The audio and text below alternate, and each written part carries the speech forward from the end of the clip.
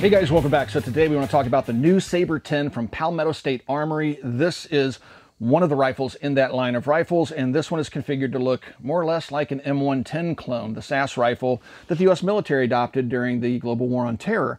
Now this rifle is chambered in 6.5 Creedmoor. That would be a correct cartridge for this gun. Most of them would have been chambered in 308, but they did make them in 6.5 Creedmoor, they being the M110s. But so when these became available, I got right on the website. I saw the 308s pop first. I held off because I knew that the 6.5s were coming. When the 6.5s popped, that's when I ordered the gun. So the rifle itself, if you look at it, it looks so close to an M110 that when Jason walked in to film that day and it was sitting on the floor all configured, he thought I had an M110. He's like, what bank did you rob, dude? And then he realized it was the new Saber 10 that I've been talking about.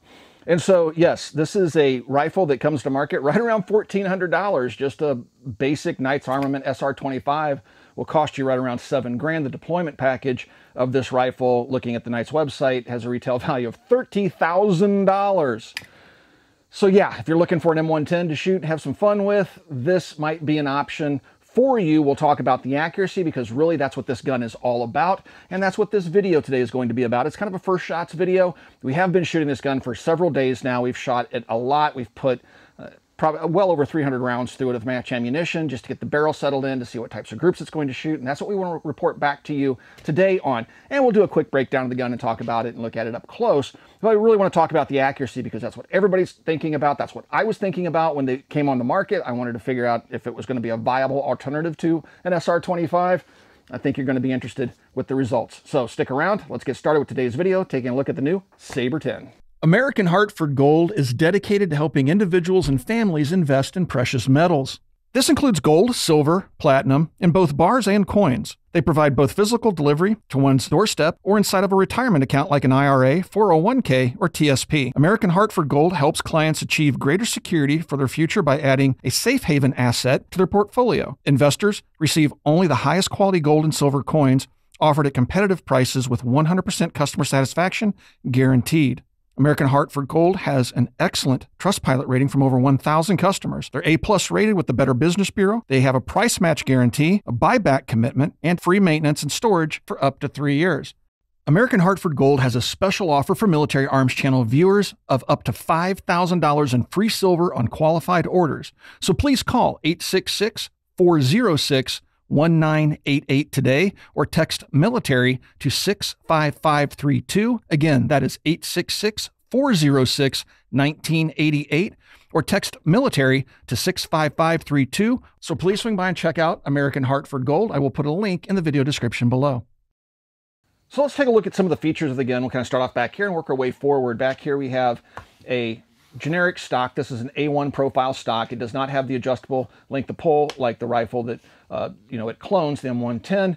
I've got online, tried to find the clone stock. They were made at one time. They're impossible to find right now. If I ever find one, I'll let you know. Another option is the Gen 2 PRS stock Magpul. You will see soldiers out there with the Gen 2 PRS stocks on the guns. So that's another option if you're looking for an adjustable length of pull for your Saber 10. Coming up here, we have a Radian charging handle. This is their Raptor LT. It has the release on either side. The PRI gas buster is available currently out there. I do have one on order from PA, from Primary Arms, that should be here. I'm going to throw in there. It's going to give you kind of the profile of the Knights charging handle on the original M110. Can you tell I'm trying to piece this thing together? Coming forward, we have a billet receiver, 7075 aluminum. We have an ejection port buffer right here. Now the profile on the controls and on this buffer are going to be a little bit different than the M110. Matter of fact, a lot of things are going to be a little bit different because it's painted flat dark earth, has the markings here on the mag well. It looks really, really close. I mean, you would think it was an M110 if you first saw it until you got a little bit closer. So the profile and stuff over here is going to be a little bit different. Speaking of the profile, here's the ambi control. So here's your non-ambi. This is a standard mag release right here, but right up on top of that is your bolt release. So if you push that, the bolt will drop on the gun. Over here on the other side, we have the standard ping pong paddle that will allow you to lock the bolt open or drop it from this side. We have Radian Systems selector levers, ambi selector lever on the gun. Coming forward, I'll go ahead and drop this magazine out here. And you can see the bolt carrier. Now the bolt carrier and bolt are hard chromed, so they look like they're in the white. So this would be pretty close to what the M110's bolt would look like. It would be a similar chrome color, but it would have 3 vent holes. This only has 2, so it's slightly different. This also does have dual ejectors, but a single extractor, but it does have dual ejectors on the bolt as well. Coming out here, we have the PSA rail system. Looks very close to the original M110 Knight rail. You'll see the holes up here that wouldn't be there on the Knight's rail, things like that, but it has the overall look. On it, it comes with these rail covers. You can get the Knight's rail covers that would slide on, which would, you know, make it look a little bit more like a Knight's rifle. Inside there, you're going to see the fluting on the barrel. So this barrel is fluted. It's a 20-inch barrel, and it is a 1 1/8 twist.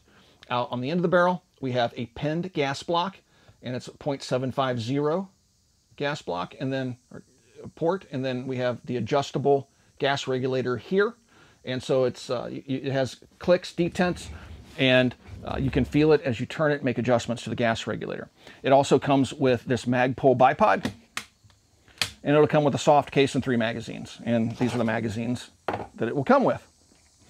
Now on the end, there is a muzzle device that doesn't look anything like the Knight's muzzle device. And I think I have that setting over here. We took off the gun so we could put the Griffin Armament muzzle device on there. This is the factory muzzle device, so you're going to have 3 forks, prongs that come off. They're all of unequal length, and that's because it does not ring when you fire it like a Surefire, like an old school Surefire muzzle brake or something. When you fire them, you hear that ping, ping of the muzzle brake resonating. This won't do that. And then on the end, we have a Griffin Armament PSR suppressor. Now this is an over-the-barrel suppressor, so the muzzle is actually coming out here. The original Knight's can would come all the way back to the gas block and clamp onto the barrel. This over-the-barrel doesn't come that far back, but it gives me a close appearance. Now you'll notice the scope, which obviously doesn't come on the rifle. This is an M7XI from Steiner. This is on their budget line. These are extremely affordable optics, which is why I put it on the gun. And I'm completely lying to you right now. This is a ridiculously expensive scope, but it wasn't mounted to anything at the time, and it was flat dark earth, so I stuck it on this rifle, hoping it would shoot well. So that's the next question, right? How well does it shoot? Does it warrant having this Steiner glass on it? Well, let's talk about that next. So shooting a rifle it's really smooth. Once you get the rifle tuned to the ammunition that you're using in the suppressor, you're going to find that the recoil is quite manageable on the rifle, so it's not wildly overgassed. Now, follow-up shots with the 6.5 Creedmoor tend to be a little bit faster for me than with the 308. It has a little bit less recoil. So I have a target down at 150 yards. It's just a single little 8-inch plate, steel plate, and I'll put 3 shots on it here really quick for you.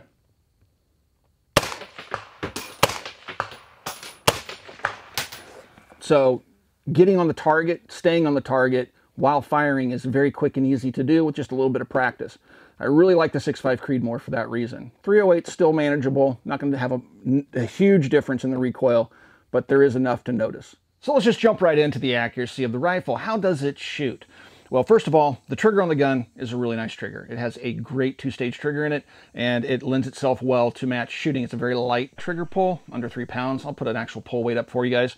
But it's a very, very predictable trigger, and even though it's really light, if you guys are used to running light triggers in your AR-15 or AR-10, you may find that if they're too light, they're going to bump fire off a bench, and I'm not running into that. I've not experienced one single bump fire in 300-plus rounds that we've been shooting the gun so far. So, good trigger. I like the trigger in the gun, which lends to the accuracy. So, we have some different types of ammunition we've been shooting out here, and I'll just show you all of it here really quick. So, we have some Federal 130 grain Bergers. And generally speaking, that stuff's done really well for us in a number of different 6.5 rifles. This is some 147 grain Hornady match. And that, it seems like the heavier bullet weights, maybe the groups start to open up a little bit. This is some Sako TRG, 136 grain ammunition. And then we had some 140 grain Federal gold medal match. And then some of the hunting ammo that I use, the 6.5, which is the Norma 140 grain soft points. And we had an issue with that ammo, and I think it's ammo related, not gun related. So let's take a look at the groups, right? This is the moment of truth. All right. Sorry we keep reusing cardboard because I keep forgetting to order new. So this cardboard's a little shot up and used. All right, so we'll start off over here. This is 140 grain Norma. This is some of the hunting ammo. That's the soft point ammo. And so it looks like this. When I say soft point, I mean, it has exposed lead on the point, and it's soft and kind of blunted. okay? Not what's typically associated with match performance, but it's always shot really well for me, which is why I keep it around. And I'll throw some group sizes up for you guys, but this is, you know, half minute, under a half minute, like 0.4 something. And when I'm shooting 3-shot groups, because I have limited amounts of ammunition, and you guys are going to say, give me a 10-shot, 20-shot, 50-shot, 1,000-shot group. I agree. If you want to get group averages, that's a great way to do it. But when you're running with limited ammunition, shooting a bunch of 3-shot groups will give you an idea of the gun's accuracy. Not a single group I've fired with this gun has gone over an inch. Not one of them. So, and most often, they'll even average, even the 5-shot groups, which I'll show you, will average well under an inch. So here we have some 140 grain Norma. This is the next 3-shot group. So I just went from here to here, fired another 3 shots. And once again, it's right at a half minute. Now over here is where we encountered the problem. So first, this is 140 grain Norma, the soft point stuff. 2 rounds went here, and then the 3rd round went up here, and then the gun malfunctioned. And what we discovered was that we were busting the primers out of the Norma ammunition, the Norma 140 grain stuff. This is the only ammo of all the ammo I fired out of the gun that's had the primers do that. So we had to stop shooting it. That's unfortunate because I have a bunch of the ammo around and I use it for hunting, but I've not experienced that before. But that's not to say that this isn't just a bad lot, because I bought it at different times. So we stopped shooting that stuff. 130 grain Federal Gold Medal match. This is a 5-shot group where the knife is pointing right now. The dagger is pointing to a two rounds to the same hole, under an inch 5-shot group with the Berger ammunition. Another 3-shot group with the Berger, and again, half minute. 147 grain Hornady, so you'll see it opens up just a bit. Still well under an inch, but there's your 147 grain Hornady. And this is some of the 136 grain TRG from Sako. And that's a really tight group. I've shot some other groups with it. It's about on par with some of the other stuff we've seen, like the 130 grains in terms of performance. Consistently sub-minute. This is like 0.234 or something. That's really tiny, but generally speaking, it's right around a ½ inch. So as you can see, the rifle is more than capable of precision, right? And every single type of match ammunition we fired out here, all these flavors, every single one of them was sub-minute performance. Most of the time, 99% of the time, well under a minute, half minute, 0.6, 0.5, 0.4. So the gun is absolutely capable of extreme accuracy out of a gas gun. It's really impressive because typically when you're shooting AR-10s or just gas guns in general, they're not going to perform as well as a bolt gun. With factory ammo, about the best you can get out of factory ammunition with the most expensive bolt gun on the market is about a ½ inch. That's about as good as it gets. Now, then you have to go into hand loading to get those group sizes down even more, to get that those precision loads done yourself. And that's the only way to get the group sizes smaller. So do I think this gun could shoot even tighter groups? Absolutely. If you found a pet load that this thing liked, I think, you know, 1/4 inch groups would be the norm for this gun. So it really, really shoots well. Now, when trying to decide between a 6.5 Creedmoor and a 308, here's a couple of things to consider. If you want to hunt with it, either cartridge is going to do just fine. If you want to hunt at extended ranges, the 6.5 is going to have a slight advantage. If you want to talk about recoil, 6.5's got a little bit less recoil. Generally speaking, I've had better performance out of 6.5 guns in terms of accuracy, but that's just my experience, because I know there's tons of really, really accurate 308 gas guns out there. And so that, I don't think the gas gun in 308 is going to shoot much different than the 6.5. I don't know. I don't have one, but that's something to think about as well. Cost of ammunition for match ammo, hunting ammo is going to be about the same. So the 6.5 is going to give you a little bit less recoil, perhaps a little bit more accuracy, depending. That could be the shooter. And then, you know, the cost of ammo and stuff like that's going to be about the same. So in my opinion, 6.5 Creedmoor is the superior cartridge. The only downside to 6.5 Creedmoor that I see is barrel life, right? So if you shoot a lot of ammunition, 6.5 is going to chew its barrel up faster than 308 will. So that's another consideration if you plan on shooting quite a bit. But on top of that, I mean, I would like to have a 308 too. It just ain't going to happen anytime soon. That's why I want the 6.5 Creedmoor. And if you want to suppress them, you have that adjustable gas regulator out there that's going to work really nice for really restrictive cans that have baffles in them. And so you can run just about any type of silencer that you want. AR-10s, in my experience, have been pretty fickle in terms of being suppressed. We've ran into a lot of problems with AR-10s over the years. And to resolve that, OSS is a good option, which is a flow-through can. Or, because this has an adjustable regulator on it, you can probably tune the gun to whatever can and ammunition you're using and get 100% reliability. So the only problems I've had with the gun is the ammunition, popping primers, and again, I'm going to go with the ammo on that because it didn't do it with any of the other flavors of 6.5 Creedmoor that we put through it. So outstanding performance, $1,400 price tag, outstanding price. So the value on this gun is through the roof. Palmetto State Armory is just knocking it out of the park, guys, with the guns that they're producing. These guns are you know, so affordably priced that just about anybody can afford to grab one. This is certainly more affordably priced than the Knights rifle, but it gives you that look. And yeah, so I'm really impressed with it. I look forward to seeing what else Palmetto State Armory comes up with.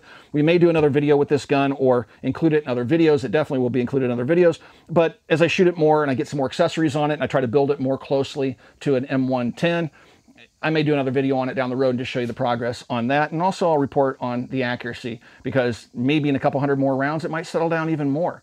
But I don't think it's going to get much better than a half inch with factory ammo. That's pretty darn good. If you guys have any questions about the Saber 10, or this particular Saber 10, go ahead and ask those questions down below. I do try to stick around and answer questions for the first couple of days after a video goes live. If you would like to support us here at the Military Arms channel so we continue to bring you content like this, please consider becoming part of our Patreon family. There is a link in the video description below. Also, right here on YouTube, you got the join button and the thanks button. Mash either one of those buttons and you can help support us right here on YouTube in the age of demonetization. Thank you for 15 years of support. Swing by, check out Copper Custom, and we'll talk to you guys soon.